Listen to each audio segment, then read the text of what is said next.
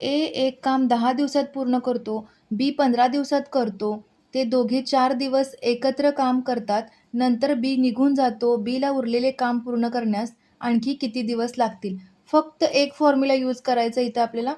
या फॉर्म्युलावरती आपल्याला हे पूर्ण गणित सोडवायचं आहे. इफिशियन्सी हा काय? इफिशियन्सी बरोबर वर्क डिवाइड काय होणार आहे त्याला? डे म्हणजे दिवस.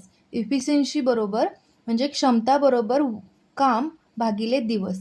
आता एचं काम काय दिलंय? 10 दिवसात पूर्ण करतो ए. म्हणजे त्याची इफिशियन्सी दिले. किती दिवसात पूर्ण करतोय? 10 दिवसात.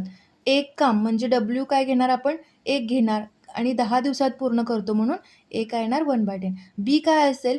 15 दिवसात पूर्ण करतो 1/15.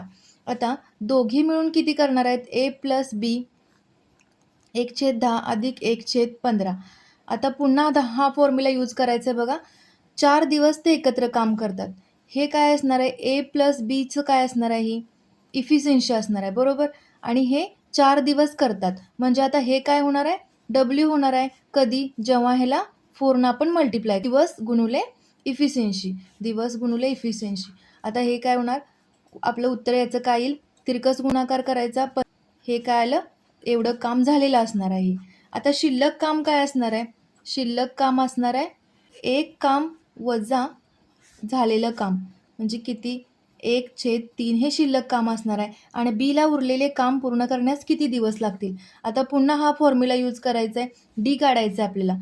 किती दिवस लागतील? म्हणजेच काय? डी बरोबर वर्क डिवाइड इफिशियन्सी. आता वर्क काय? शिल्लक काम काय आहे? 1/3. इफिशियन्सी काय आहे?